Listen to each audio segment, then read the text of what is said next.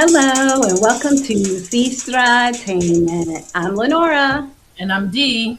and we're coming to you today in regards to everything entertainment. So, sis, you are up first this week. What do you have? Yes, so what I want to talk about is some movie that everybody was highly excited about it coming out, but it was not what everybody expected it was going to be. And I want to talk about Devil Wears Prada 2. Oh, okay. Yes. Did not So see that. if you don't know the cast, I'll go through it really quick. So you have Meryl Streep as Miranda. Anne Hathaway plays Andy. You have Emily Blunt that plays Emily, well, one of the Emilys. You have Stanley Tucci who plays Nigel. Kenneth Barnag who plays Stuart, who is the love interest of Miranda. Um, and you have Tracy Toms who plays Lily, who is the best friend of Andy, who is in this. Some other people that are newer to the cast is Simone Ashley. You may know her from the second Bridgerton. She was actually the love interest of the guy who was on Wicked. I can't recall. Yeah, one of the Bridgerton Okay, boys' got love it. interest. She plays Amari. You have Caleb Heron, which I love him. He is hilarious. He plays Charlie, who is one of he's one of the assistants. He's the second assistant, and he can do nothing but sit at his desk and answer phones and emails. He is not allowed to go to the bathroom. He is not allowed to do anything. He just stays there. And then you have Helen J. Shin, who plays Jen, who ends up being the assistant for Andy once she gets into her new position. So those are the main characters that you're going to get. Now, A lot of people. It feels like a bigger cast this time than last time. um, it Maybe. is yes and no. I think it's a lot of inclusivity. The cast is not all white like it was before. But I see the inclusivity happening. So it's like a transitional type thing. So how I see it is the last movie was about fashion. So Miranda was what's the lady's name? Anna Wintour. Anna Winter. Yeah. Yes, she was the Anna Wintour of fashion. Okay. And how it was like everything that she said and everything that she did was what fashion was. Right. Now in this new age, it's been 20 years.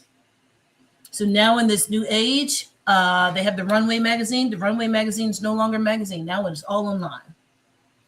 So with it being online, fashion changes drastically because now it's just not a few designers that are the top people that you're going to be wearing. Now they have collaborations with social media designers who are they do like the social media designers are designing their own things, putting it online, and then other people are like, oh my god, I like that, I want to wear something like that. And then as people are seeing that happen, now these big designers are like, hey, I want to collab with you. Like I don't even know, it's kind of like, what is that, the runway show, what was that runway show? Sorry, project went away. Yeah, like Project Runway-ish, but instead of it being on TV, it's like you can see how the person is doing everything all on social media. So that is what's changed about this second movie. So definitely rewatch the first one unless you're a big fan and you definitely want, like, you already know everything about the first one. Then you don't have to rewatch it. I didn't remember some stuff. I had to like YouTube it and figure out some information about some things I forgot, basically. But yeah, rewatch the first film. And like I said, it's not so much about fashion itself. It is about the change in the fashion world as well as the change in who controls fashion now. So, And um, in real yeah, life, has it been 20 years? yes, Oh, wow. yeah. Oh, Well, I okay. mean, like, cause she says, like, "Oh yeah, I haven't done this." She was like, "Oh yeah, the last time that she saw me or I was over here was 2006." Yeah. So then you Wow. realize, oh, it's been 20 years. Time flies. Crazy. You Like don't I would have realize. thought 12, maybe not Yeah, 20. yeah, yeah, yeah. It's But been 20 anyway, all years. right. Yeah.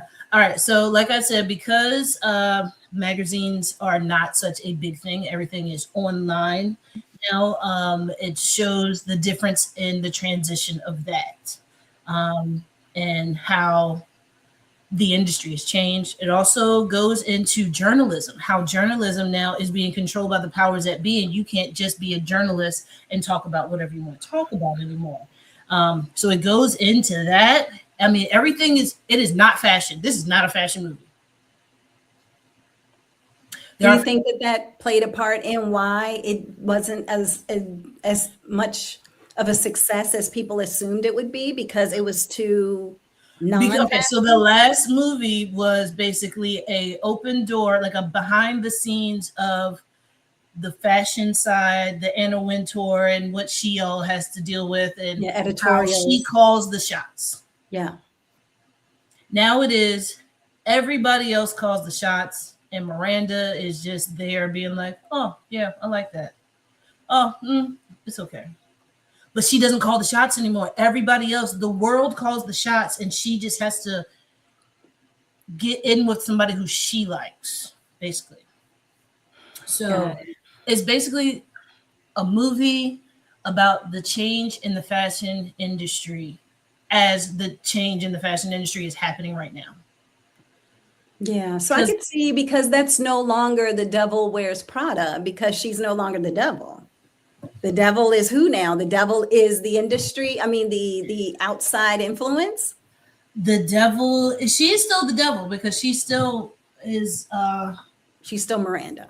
yes. Okay. So, like, basically, Andy, who is Anne Hathaway's character, she ends up losing her journalism job while receiving an award for journalism. And not Mhm. only did she lose the job, but her whole entire department lost their job, all sitting at a table through a text message. Oh, So they all got the message. They're all looking at each other, and then they're like, "Okay, Andy Sachs," and she's just like, and she has to put down her phone and go up and do this, mhm. thanking speech.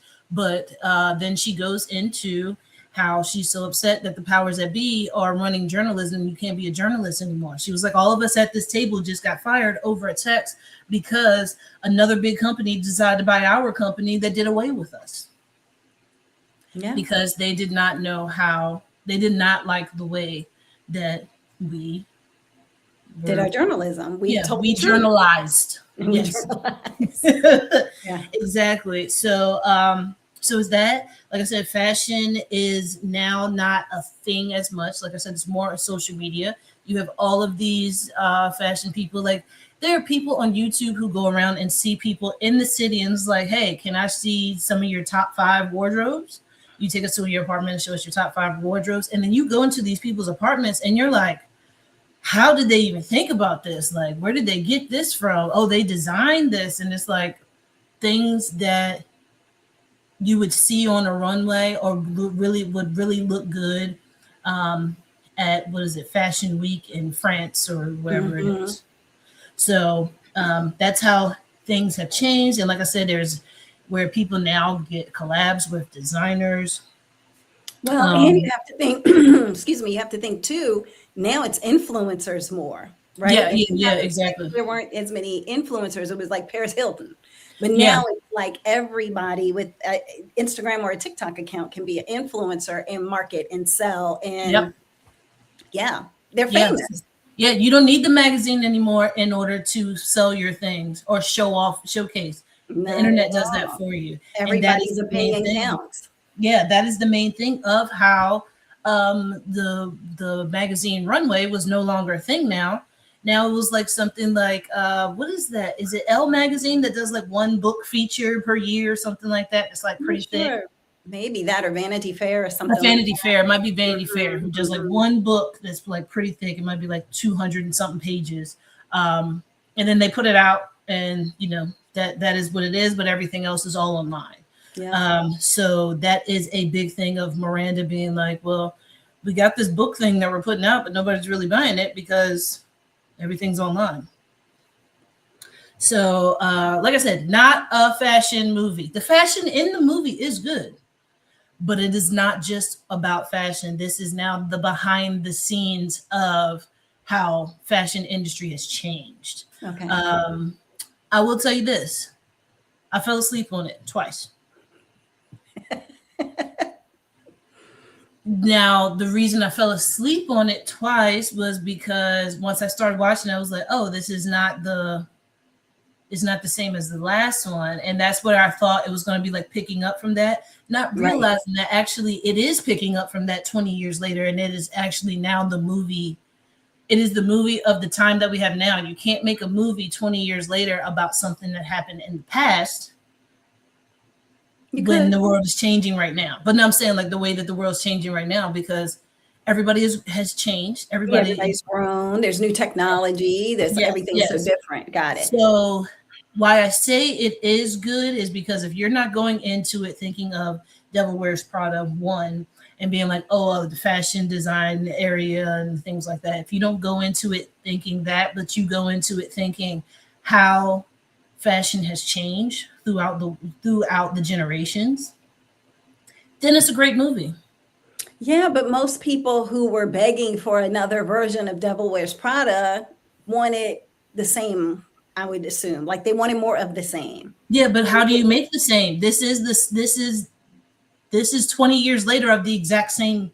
Well, but it's not the same because they could have gone into more of the fashion today based on all the influence. Like I think most of the people were interested in it because of the fashion, not the editorial, not the journalism part, not blah, blah, blah. It was like, okay, but let's talk about the fashion now. Let's talk about the fact that, you know, Beyonce's fashion line and how that impacted things, or Rihanna's fashion line, you know, like all these, I mean, I don't know, whoever has fashion lines, but like, how do all of these outside influences of rock music and country music and whatever all impact that? And I mean, you have a whole group of people now who are buying cowboy boots and, you know, hats because Beyonce had a country album. And that's true. But you know, so I guess they could have mixed that in and maybe it would have done better and been more acclaimed than what they got, because people went in with the mindset of, I know what Devil Wears Prada is.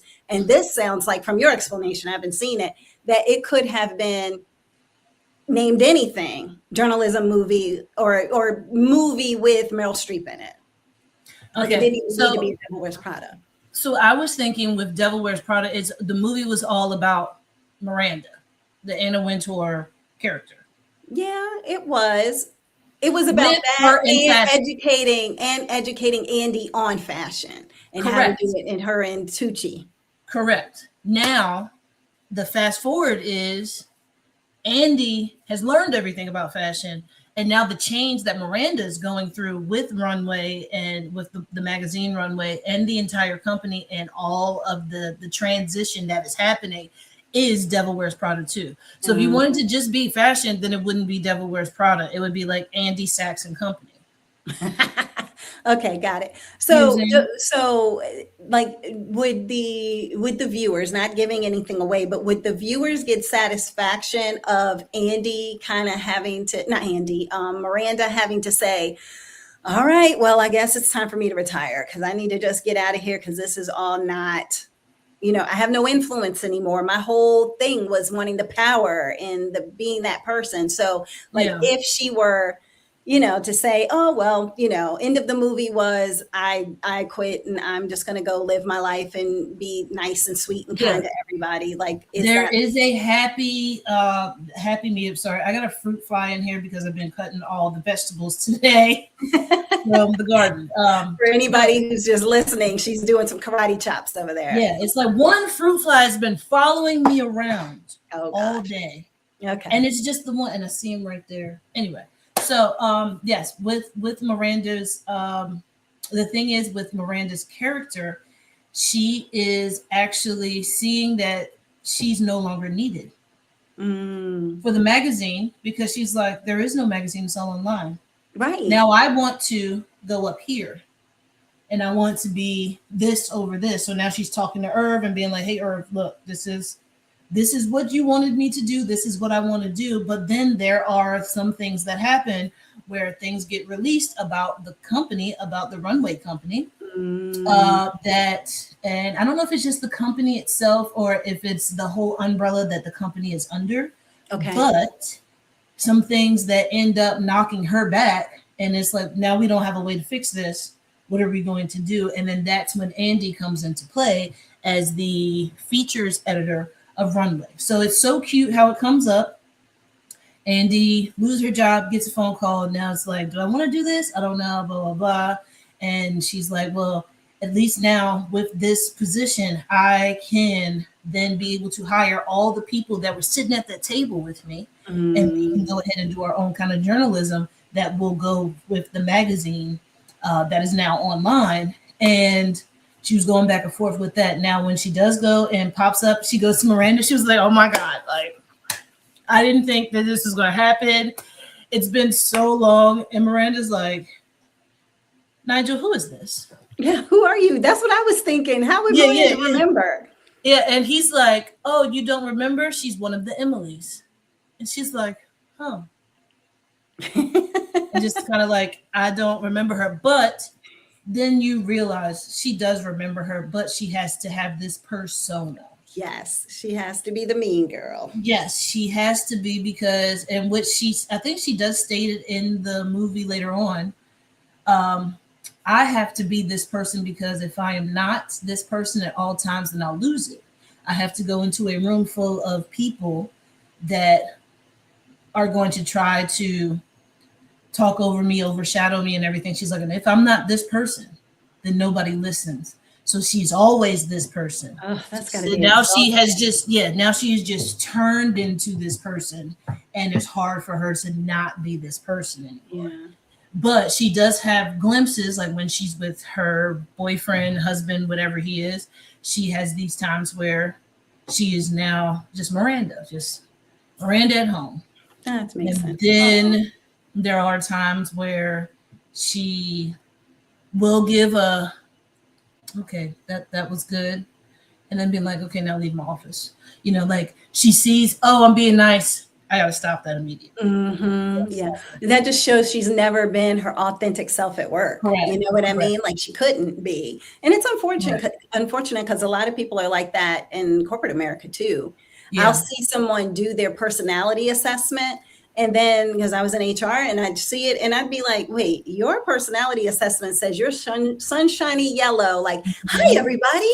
Can't wait to do da-da-da-da-da-da. But at work, you're like, bump, bump, bump, bump, bump. Yep. So they have beaten that into you to the point that, like you said, I'm not going to be taken seriously if I come into a room sunshiny yellow. So I have to be fiery red and yes, that is true. Analytical blue in order for me to make sure that people take me seriously. Yeah. So, All right. Well, interesting. Well, thank you. Yeah. So it's just, it is not about fashion because, like I said, the first movie was Miranda. It was Andy wanting to be a journalist, but going into the fashion industry, not knowing anything about it and learning about fashion. Yeah. Now you were learning about the industry itself because she's already in the industry. So now you're learning about the industry itself, the people who are in the industry. You even have Emily Blunt, and she is now, what is she? She is the ad executive of a high power luxury group that Miranda actually has to go to her and ask her for help.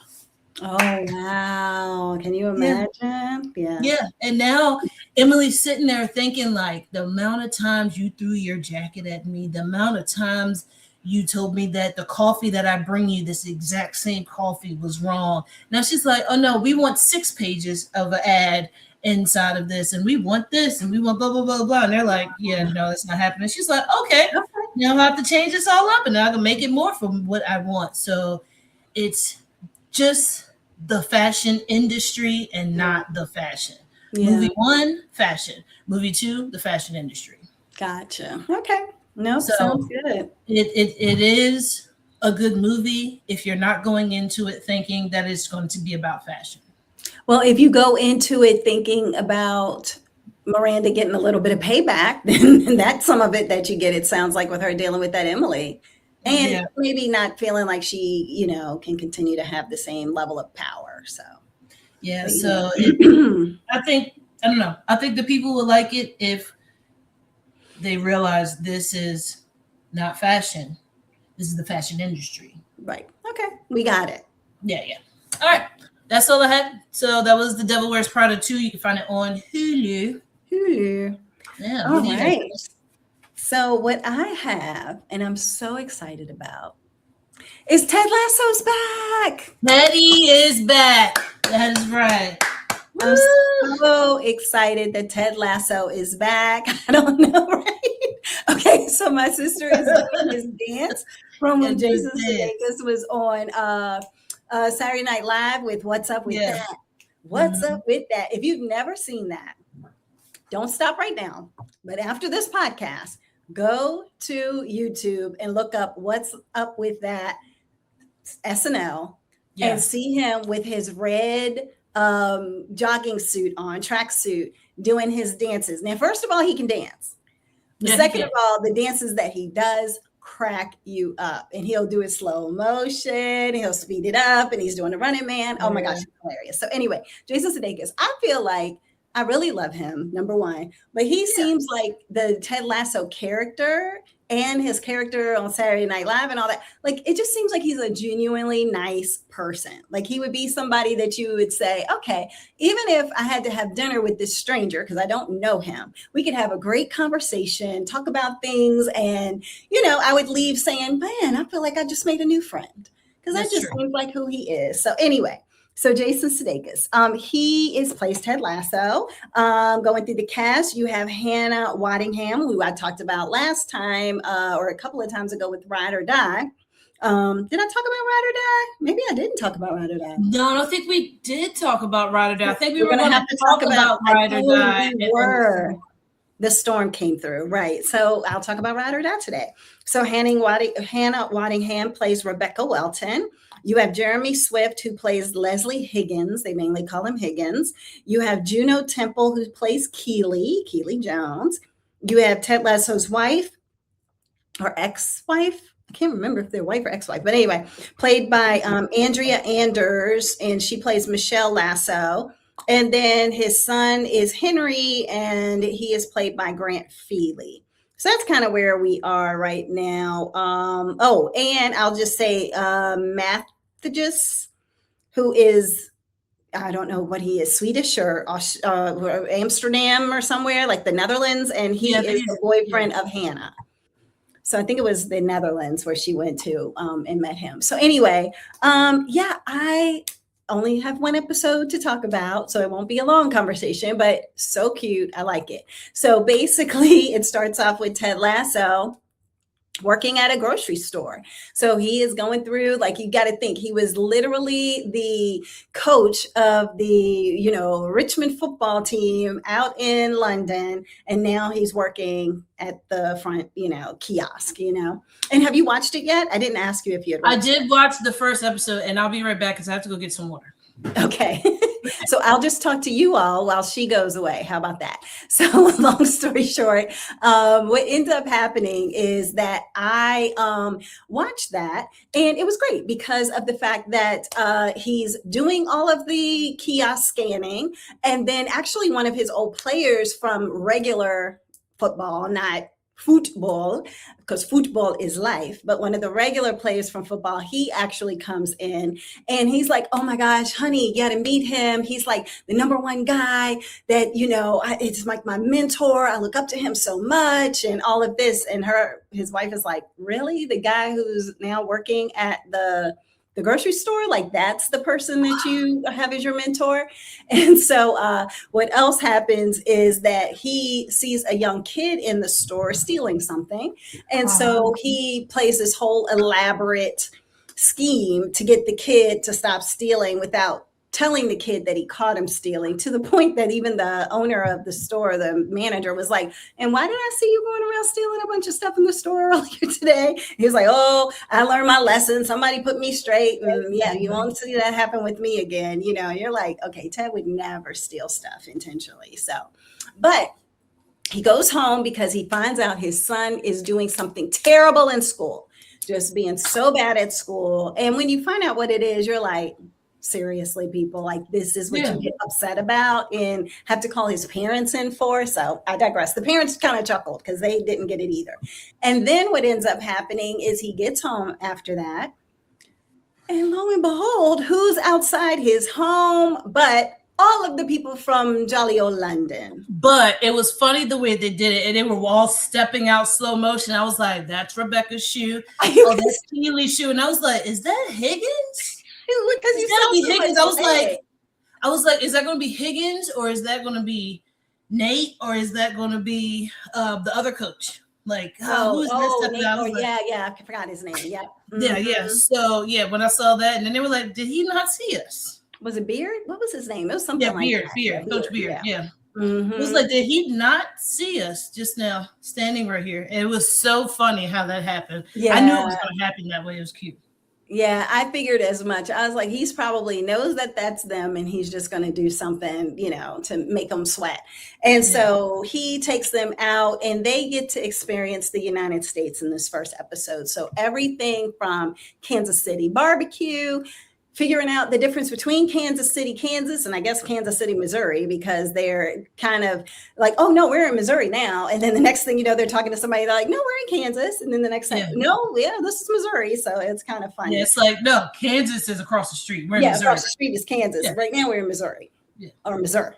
And so, but they start eating barbecue, and poor Higgins can't even talk because he's just got the bone in his mouth, like rub, rub, rub, rub. He can barely talk. You have where Rebecca keeps spilling stuff on her shirt. So every shirt, anytime she's eating anything in America, she gets something on her shirt. Sounds like mom. Shout out, mom. Yeah, shout out to mom. And then Keely's she's so like bubbly and happy, and everything's always so wonderful and perfect in the world. So she's just excited, just pretty much excited for everything, to include they went to Henry's soccer game. She's excited, and they also were wondering why Ted wouldn't be coaching Henry's soccer game, because you are a soccer coach, like a coach's coach. So why wouldn't you be coaching it? And he's like, the kid in the soccer, and I guess leading your own child can get a little challenging. Yeah. And so the reason that they're there, because he's like, well, I know y'all have to be here for a reason. You're not just coming to hang out with little old me. And so they said, well, actually, we're here because we are going to have a female football team. And because of that, we knew that there was a place here that had X, Y, and Z. So they're just kind of coming and scouting out the female side of everything. And so he was like, uh-huh. And then they were like, plus we would like you to coach the female team. Mm-hmm. And so he says he really has some things to think about, because he's now with his son. Like, he's lost a lot of time with his son being over in England. Now his son got in trouble at school, but not really, And then also it's like, how much more of his son's life would he want to miss, So he's trying to figure all this out. And people are like, well, do you want to do it? Do you not? And he's really tormented. And so he makes a decision by the end of the first episode, which there probably wouldn't be a season if we didn't have a decision of where he was going to go and what he was going to do. But also, I think that a lot of them were just being like, yo, so like you're just content with working at a grocery store. It's like, but your kid is like not really happy with you because you're content with working at a grocery store. Yeah, right? Exactly. Like, you had a life and now you're just a worker. Yeah, I think his mom really made that kind of clear when she was like, he said, y'all never asked me about my job. And what would you ask, right? About him? Like, and with soccer, it's like, you used to, but y'all have stopped. And it's like, yeah, because if you don't care about your job, why should we care to even ask you about your job? And he was like, huh? So I guess he wasn't realizing that he was putting across this energy, out there to say, hey, I'm happy. You see me happy. I'm happy just, checking people out. But you could tell something was missing. And so now with this opportunity, although he would love to do it, it's like, I don't want to be that absent father for my son. So, it's only one episode in, so it's not much to spoil, but let's just say that Henry was totally okay with his dad going to London. Like, he did not have concern. You thought he did initially, because he was looking at him like, wait, what? They're here because they want to offer you a job. And he was like, getting a little nervous about it. But I think even Henry realized, now my father, he's missing something by not participating in this. So Higgins, he gets the opportunity to go to a Negro League baseball museum, and so he learns that information and culture. He was planning to go to look at the jazz side of the museum, but it was closed for a personal function. So the guy standing there was like, "Oh, so you don't want to, find this out?" And it was funny because everything Higgins couldn't say anything right because everything was making him sound like he was just this older white guy who could care less about Black people or Black things, and that wasn't his intention, but it was just like, yeah, give me a ticket, because if I keep going down this path, I'm just going to say something even more horrible. And by the end of the episode, like, he's got on a Negro League jersey, like he's just wearing stuff everywhere. And so he really got, great understanding, and it helped him to understand too, like, the barriers that the players had to go through and go beyond, and him realizing, like, it's the same as, and he kind of explained it this way, and the guy was like, well, not really the same, but he's like, but it does make me realize, like, they weren't even able to have women play soccer. Like, we're going to have a whole women's soccer team. They couldn't even play soccer until the 2000s. Yeah. And so it's like, so now as being able to do this, it's the same type of barriers that people have had against them that they're trying to overcome. It's just different time frames and different severities to it, right? And so then what else did they, and then the other experience that they had in this first episode was Keely and Rebecca going to all of these, like, bedazzled places. So Bedazzle Memoir. Bedazzle me. What was it? Well, I think it was like Bedazzle Memoir or something like that. Bedazzle me do or something. Oh no, Bedazzle moi. I think it was Bedazzle moi or Bedazzle something moi. And so that thing was crazy because, like, even Rebecca picked up something and she was like, who the heck would even wear something with this? Like, it's so gaudy, like, this looks terrible. And the woman whips around the corner with all her bejewels on. Yeah. And so she was like, oh my God, I hope she didn't hear me. Like, and lo and behold, who ends up buying an outfit that I wondered if she saw what was on the back of it. Like, did she ever see what was on the back? I think that she did, but the way that it was cut and fit her in the front, amazing. Yeah. The back, the bedazzled Phoenix, a lot. But I like when they were in the airport or something like that, and she says, Higgins, what do you have on? He said, what do you have on? She said, oh yeah, touche. Yeah, I think it was when they were getting ready to go. I think they were walking into the stadium for a game that they were going to see. That's right. Yeah, they were going to see something. So it was funny. But yeah, so long story short, I really enjoyed it, but it could just be the nostalgia of Ted Lasso coming back. I don't know. But I am here for it. I'm going to watch every episode. I'm excited about it. And we'll see. That last season was supposed to be the last season, right? The last season was supposed to be the last season. Season 3 was it. They had finalized everything. He was moving back to America. That was going to be it. But I think by popular demand, they were like, all right, can we get the crew back and do another? I love how they started it off. Did you see the beginning where when they were showing how, like, oh my God, Ted, he's back. Like, oh my God, he's back. And Ted is just in everything. Like, he's in the elevator with somebody from what is that show? Sir. Well, see, but I thought that was an Apple TV insert. I think it is, but I mean, yeah, it was. But I just loved how they showed that, and then it's like, but he's back. He's back. That was because they went into all the shows, the morning show. What is the other one that's really popular on there? Succession or something. Like, it was all the different shows. Whatever the one is where they're all working in the building and they can't get out of the building. Oh, that's Severance. Severance, yeah, I was about to say Surveillance. Severance and Severance, Succession, the morning show, Silo. Everything. He's popped up in every single thing, and I thought, this is amazing how they did this. It was pretty cool. So, all right. So on that note, Ted Lasso. If you have never watched Ted Lasso, shame on you. Yeah, you're missing out on a feel-good opportunity of a lifetime. It is literally the best feel good show I have ever watched, and I Yeah. have not found one person who has watched Ted Lasso and not liked it. So Yes. I would say Ted Lasso is your next binge watch. You're welcome. Funniest thing, I have a guy who I work with whose name is Troy, and he has the Roy Kent walk. Like he walks with his chest out and like his head Okay. up and everything. So I call him Roy because the T is silent.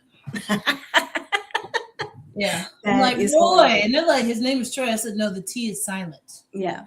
For you, you can't say that for everybody. Everybody will start calling him Roy. Oh, no, it's funny. He'll love it. Oh gosh. And so has he ever watched Ted Lasso? He has. Okay. So he gets Yes. it. He gets it. He gets it. Absolutely. And my supervisor was like, if you are telling the truth, he got the Roy who can't walk. Roy Kent. That's what I did. As soon as he started walking back towards the building, I was like, he's something. He did. Roy Kent. And he just stops and starts busting out laughing. It's hilarious. I love it. All right. I will move on to the next thing. But so that is Ted Lasso season 4 on Apple TV. Okay. What you got, sis? I want to talk about the movie that I thought was going to be hilarious, funny, outstanding cast, amazing. And it was not. It was highly disappointing. I was very sad. So I'm going to talk about 72 Hours. It's a new Kevin Hart movie that is on Netflix. Yep. It was just disappointing. Okay. I feel like it could have been an amazing movie if the writers were different. But I'll get into it. So what you have is the cast. You have Kevin Hart as Joe. You have Marcelo Hernandez as Nick. You have Mason Gooding as Mason.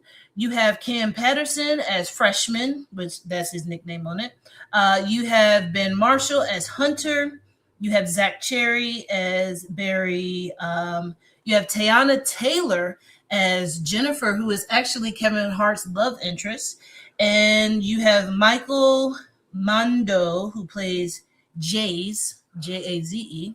Mm-hmm. And you also have the best Latin actor, Andy Garcia. Andy Garcia. Yeah, so you also have Andy Garcia in the movie as a drug lord, but he just pops up out of nowhere. You do have some cameos of, like, he has a cameo. You have Mike Epps has a cameo, and you have Cat Williams that have cameos in this movie. You do see, and now that makes sense as to why Cat was at his roast. They had already worked together, but nobody knew it. Nobody knew it, right? And then also Teyana Taylor. Nobody knew it. Because I was like, how is Teyana Taylor showing? She just got on the scene. What's she doing? Yeah. You're roasting Kevin, but now I know why. Okay. But yeah, so he is a 40-year-old, he is a, what is it called? A marketing executive. Okay. Now, he's supposed to market this alcohol to Gen Z. And he's like, bet this bottle has the Riz, Ultimate has the Riz. And he's like putting in all these words and just trying to like shove in everything that has to do with Gen Z. And the guy who is the head of the marketing department, who is actually Kevin Dunn, he's like, that was total crap. What is that? He was like, you know what? Actually, Joe, I think that you have gotten too old for this, and we now have to give it to somebody younger. And the younger dude is like sitting there. He was like, yeah, that was like very, what did he say? Not cryptic, but I don't even care remember what the word was. But it was very he was like, that was very cringe. Like, cringe. And that's whole the thing word was I was cringe. thinking when you were Yeah. saying it. I was thinking, oh, that sounds cringe. And then he just like on his phone the whole time while this whole marketing thing. He's like, that was so cringe, and just go it off on it. And he was like, I could do a better job of that like right now. So now Joe is worried about his job. Now, as he's worried about his job, he's talking to his, I guess it's his assistant, Barry. But yeah, so he's talking to Barry, and he's like, Barry, like, I gotta figure out something to make sure that this is gonna be good. Like, I need to make sure that they can still see that I can reach all of the people. And while this is happening, his phone is just buzzing, buzzing, buzzing, buzzing. Barry's like, bro, what is going on with your phone? He was like, oh, some kids invited me to a bachelor party. He was like, somehow I'm in a group text and I don't even know who these kids are. So he's like looking at the stuff for the bachelor party. And he's just like, he reached out to him. He was like, hey guys, I think y'all have the wrong number, but enjoy the bachelor party. Here's $200, drinks on me. The guys are like, you should come, like blah, blah, blah, blah, blah. So then they start calling him a woman's reproductive system. They also start basically just calling him out, saying like, you wouldn't show up, blah, blah, blah, blah, blah. And then he was like, okay, I'll do y'all one better. I am going to come. I will get a different Airbnb because y'all have this small one and it looks like it's in the hood somewhere. And I'm going to get this massive mansion, nice Airbnb. I'll front that. We can go out and do a whole bunch of different stuff, blah, blah, blah, blah, blah. And they're just like, oh, this is awesome. So he's now meeting up with them and they're just like, yeah, this is kind of weird. Like, are you going to drug us and rape us or something? Like, Gosh. what do you want with us? Like, because no means no. And they were like, he's like, no. I was just saying, like, I still got it. I can still hang out with the best of the young guys, blah, blah, blah, blah. But all the time he's thinking, I need to hang out with these young people so I can understand them. So, and then that way I can do better with me doing my marketing. It has funny moments, but the funny moments it is one of those, I don't know, it's kind of like a high school movie. You know how like people, like older people will watch a high school movie and be like, yeah, whatever. But a teenager will be like, that movie was so awesome. It was so funny. So have you aged out of it? So do you think that somebody younger watching it will be like, oh my God, it was hilarious, and we've aged out? Maybe not. It's hard to say because I did see some funny parts of it, but then it's like, this is a predictable movie because it's the same thing that's happened in other movies. It's happened in other movies. It's happened in other movies. Like Yeah, they haven't seen those movies. We have. Yeah, well, maybe, yeah, I guess so. Well, I mean, I'm just joking. Yeah, you're right. But it's like the whole hit scene happens where his whole side of his face is swollen and he has to have some kind of Benadryl or whatever. They wouldn't watch Hitch. I guarantee you that. Yeah. But I'm saying, but like, it's different things. And I'm just like, this could have been funnier if this had happened instead of this, or this could have been funnier if this would happen instead of this. Everything was very predictable. And a lot of the reviews that I saw was like, some people probably like in their mid 20s to late 30s being like, I mean, it was disappointing for me. Like I completely feel that because it was just like, man, you had an all-star cast.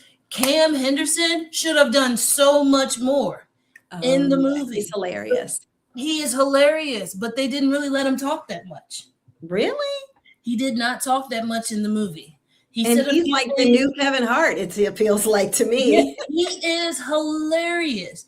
Marcelo is great at acting. I think that Marcelo is going to be a fantastic actor, and if he ever does his own production company, it will be amazing. Is he the one that's on SNL? Yes, all of them are on SNL. Oh, all of them? Except for the guy Mason. Okay. The guy Mason, who is supposed to be his bachelor party, he is not on SNL. Okay. The tall, skinny, redhead guy. Yeah, on SNL. I remember him from SNL. Yeah, he plays Mr. Beast and on SNL. That's like his character that he plays. But really? Yeah. I paid attention to that. Okay. Yeah, he sounds like him. It's so funny. He's like, today we're going to blah blah blah blah blah, and it's great. But he is a good actor, and how he's a good actor with being an awkward person. Yeah. But I And he feel was a like, writer too on there, right? yeah, Wasn't he? yeah, and I feel like he is probably an awkward person who's coming out of his shell because he knows that how to be an awkward person. But yeah, I feel like they missed the opportunity by not having Cam have a lot of lines. They kept calling him freshman. They were basically making Cam the stupid guy who was actually super smart. Yeah. Gotcha. Um, and then Marcelo is the guy who put everything together, but he's still kind of like immature and like we're still like hanging out and being bros and stuff like that. But he's not working. He's not doing anything. He's still trying to hold on to that young part of himself.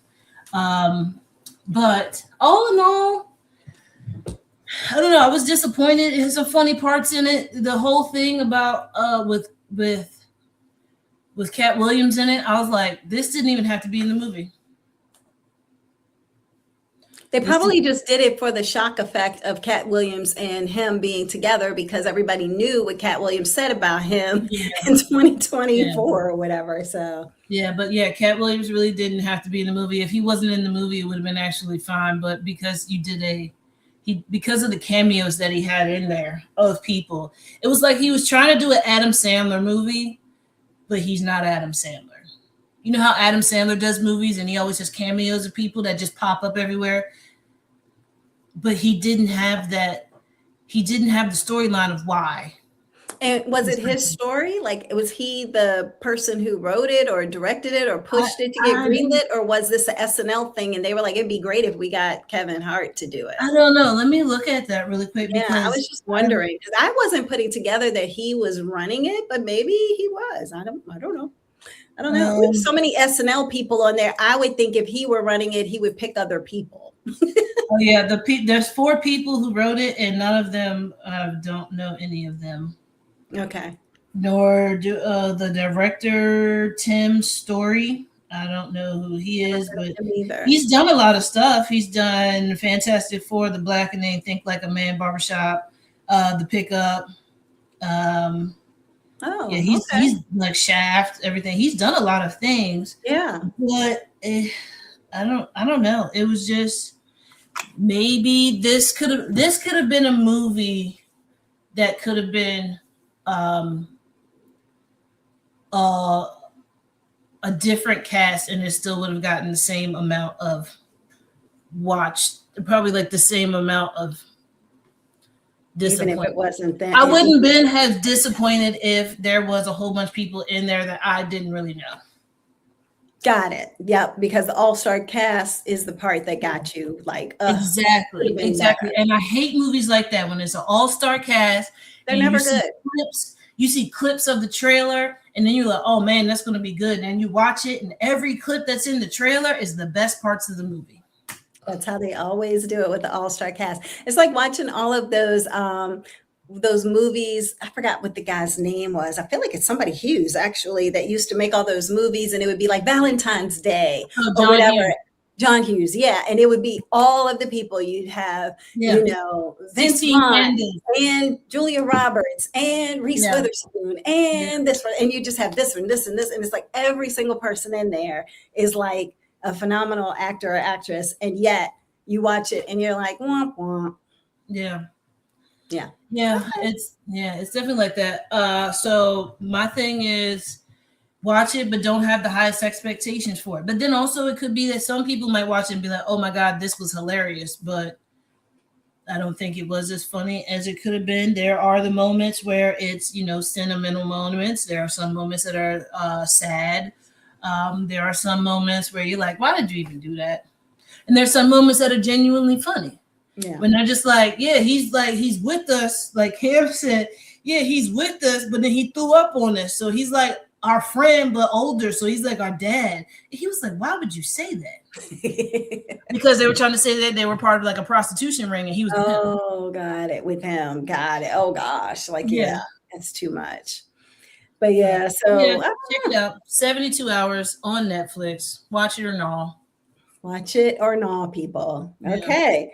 So I guess I said I was going to talk about Ride or Die. So let's talk Ride or about die. Yeah. Ride or Die. Ride or Die is on Prime, and it involves. Oh, say that again. I didn't say anything. Oh, I thought you said something. Yeah, No. it has again Hannah Waddingham as Judith on this one, so she's on a little bit of everything. Here we were just thinking she was going around swinging that bell, saying "shame, shame" on Game of Thrones, and she's on Oh everything. no, she's been singing on Broadway and all Oh this yeah, other she stuff. sings, she dances, she's a triple threat. She does it Yeah. all. So yeah, she's a sharpshooter, obviously, on this show. So Yeah. 'cause ride or die, some people died. So Yeah. you have Octavia Spencer, and she plays Debbie. So you have Judith and Debbie, and they're besties. They're best friends. You have somebody that they meet along the journey called Billy. That's played by Ed Chagrin. Skrin. That's how you would think say it. SKR. Okay. I was like, how do you say SKR? You have who else is the main people that you need to know about? It's kind of just the two of them and her husband, Yeah, the maybe. two of them, her husband. And the guy from off of Game of Thrones that was the original guy who Khaleesi was with. The guy with the love interest for Hannah. The love interest for Hannah. Yes, I already mentioned him. Oh, you did mention. Okay. That was Billy, right? Yeah, Billy. Yeah, that Yeah. was Billy. And then, well, any potential love interest, let's say, Yeah, because, flirty interest. And then you have the director. The director is somebody to know about. That's Bill Nighy. And you have when I say the husband, I'm talking about Octavia Spencer or Debbie's husband, and her husband's name is David, played by Jamie Parker. So if we start there, basically what you have, like from the beginning, you just know that, Judith is a bad mama jamma. She is an assassin. And she goes around all over the world and takes people out. That's the best way to describe it. It was so funny is that I have a friend, shout out Baby Bones, who I said, if this show was real and like how, Debbie didn't know that Judith was an assassin, I could possibly believe that about you. Absolutely. I could see it. Toby going around taking people out and just being like, oh yeah, I just went to the aquarium. That's all. I just went to the aquarium and came back. Oh, I just had to take a quick trip up to New York and I'm back, which she does sometimes. And so anyway, I'm just like, I said, and look, you like, what are they, katanas? Is that what they're called? Yeah, Those swords? yeah. And then, she's different. So anyway, but I love it about her. So I said, look, just let us know. Like we'll keep your secret if you are a secret assassin. And she just busted out laughing. So anyway, but Debbie doesn't know that her bestie is an assassin. That's the issue. So when Judith is out, she's doing whatever she needs to do. And Debbie just thinks her bestie is an accountant. She's a person who goes around and does like forensic accounting, which is kind of funny because wasn't that the name of the Ben Affleck movie, The Accountant? Where he was. What is a forensic accountant? Where you go and I think you just totally dissect and analyze like the accounting of different, I don't know. We'll look at that. Okay. Yeah, all right, cool. GPT. Okay. Yeah, but anyway, so she's like an accountant's accountant. Maybe she goes in and divulges and gets into, I think that's what it is. So if, for example, somebody has stole something, embezzlement or whatever, then you have that accountant that goes in and tries to figure out, okay, where did all these things go wrong? I think that's a forensic accountant, but we could be wrong. So anyway, so she thinks her friend's an accountant. So, numbers lady. And so what she realizes throughout the show is they're at this event. And number one, Judith is there on a mission. She's there on an assignment. Whereas Debbie is there with her husband because her husband is wanting to, I guess, run for office and do something. It's all in London. So like with the prime minister and all of this kind of stuff. And so if he gets this newer position, then he'll have a little more power. And Debbie's kind of just put all her hopes and dreams to the side to really make sure that everything can come to fruition for David. And so what she realizes at this event is that David wants a divorce. And she's like, say who now? Say what? Say like It was literally like waiting to exhale. yeah. It's like, wait, so I'm getting ready for this thing, and now you want to tell me that you were leaving me, Yep. and we about to walk inside? Yeah. I don't get that part. Yeah, We're gonna start singing the song. right. But Exactly. yeah, so that's basically it. They're sitting in the car, they're getting ready to go inside, and he's like, yeah, so you're asking me a lot of questions, and I wasn't gonna say anything, but yeah, I want a divorce. And she's can't believe it. So they go into this party. She gets kind of wasted because she's like, why not? What else I don't have anything to lose. And then Hannah is there because she's trying to take out somebody. But then when she goes to the room of this person she wants to take out, guess what? Everybody already took out, including David. So she's just like, oh my God, my friend's here. Her husband's took out. What's going on? So now she has to get to her friend and protect her friend, which her friend is drunk, but still wondering, like, who are you? Why are you dragging me all around? Why are you taking me to the kitchen? Why are you? And she's just telling the whole story. It's kind of funny because like Debbie's just telling the story. Yeah. And can you believe he said this? And the whole time Hannah's like, okay. And she's like moving her along and everything. And Debbie's just la, la, la, having her story. And then she's like putting her into like a kitchen freezer or something. I don't know what it was. You're muted. I can't hear you. You're muted. Yeah. She put it into her storage thing, and she was like, and then can you? And then closes the door, and then she's out there fighting, and then opens the door. A divorce? Can you believe he wants to divorce me? She's just pulling her all around. It is hilarious. And so eventually at some point, Debbie puts together that her dear friend is an assassin. Oh, and they're driving, people shooting at the car. Like, it's a crazy town. Yeah, and she's like, well, why are they shooting at an accountant? It's like, what's going on? And so then they start on this journey, basically. And it was just a fun ride. I really, really enjoyed it. It was so much of Debbie discovering herself, because now she's in this different mindset than being this wife and this person who has to take care of her husband, because he was kind of like a fumbling idiot in a little bit of, well, in a lot of senses. Yeah. He didn't make the best decisions, and that's why he ended up supposedly took him out. And then you have where, she's realizing like, well, who am I? What did I give up? Because she was going to law school when she met him. And then it became like just experiencing and exploring and all of these things. And then occasionally even she surprised Hannah, who's the assassin, in regards to what she would say, like, look, we can do this job. We can take care of this. She's like, well, you want to do a job? Like, what are we talking about here? And then Hannah is also discovering a lot about herself, because I think she has been so much in assassin mode that she shut herself down to everything and everyone. And as an assassin, you're not supposed to have any friends anyway.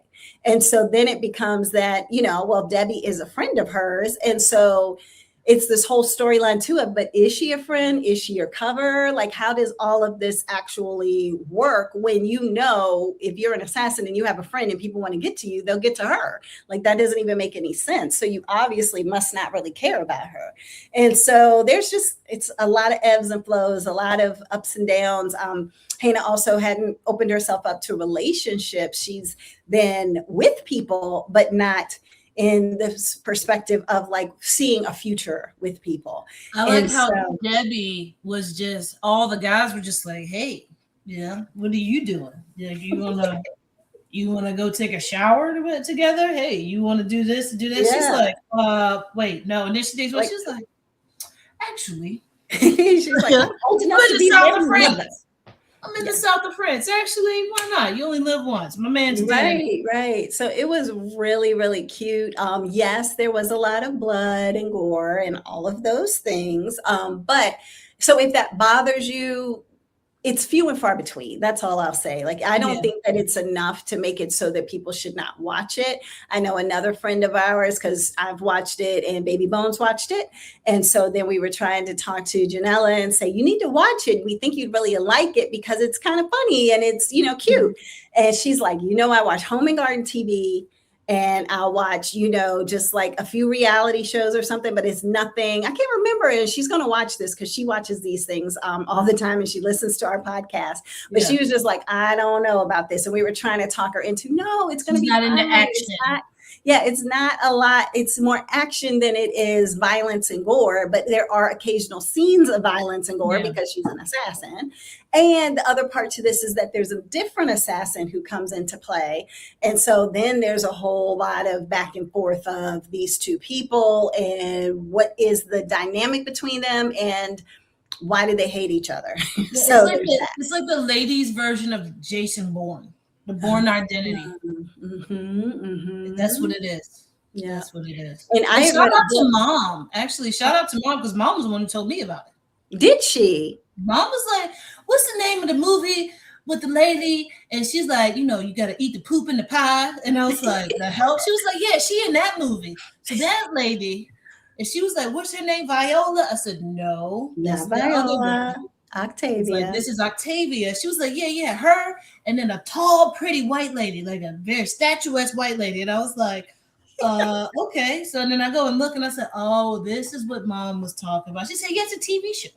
I said, oh, okay. I did Shout out to Mom for that. Yes. I did not know she watched it, but I was telling her I was watching it. So I wonder if she watched it because I watched it. I don't know. That's a good question. She told me about it. I guess the day that it came out, she started watching it. Oh, gotcha. Okay. Yeah. So, but I really enjoyed it. And most of you will probably enjoy it as well. So give it a try. Why not? So it is called Ride or Die. I think it's 8 episodes, really good, left in a way in which you would definitely think if it does well, that they will have a season 2. So exactly. Yeah. And on that note, I think we are at time. Anything small or short that you want to talk about, Sestra? I want to do a little honorable mention. So I was with Queen. Shout out to Queen. Shout out Queen. We were watching a movie, and she was like, you'll probably like this movie. It's a feel-good movie. And I was like, all right.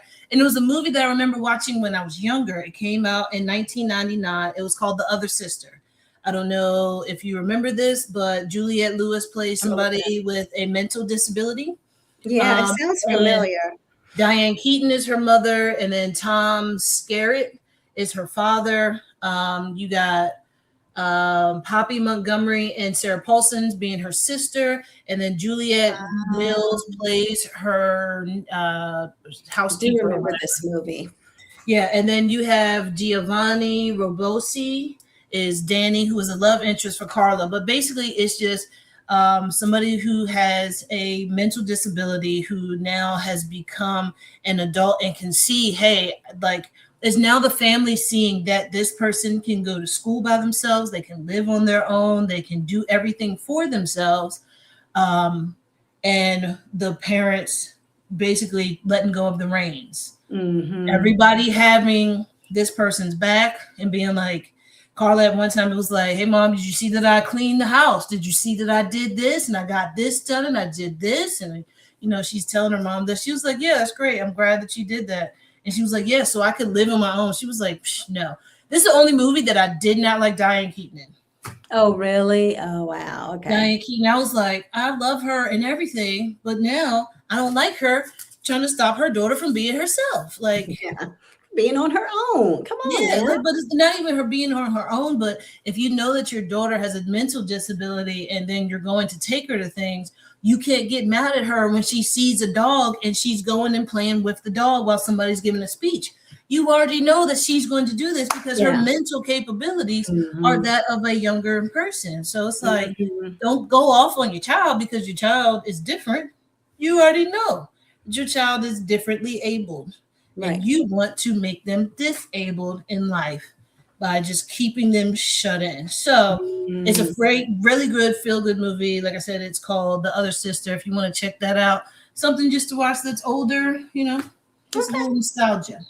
Love it. Love it. All right. Sounds good. So on that note, I think that's everything this week, you all, for Sestra Tainment. Have a great rest of your week. Take care of yourself, and we'll talk soon. Bye.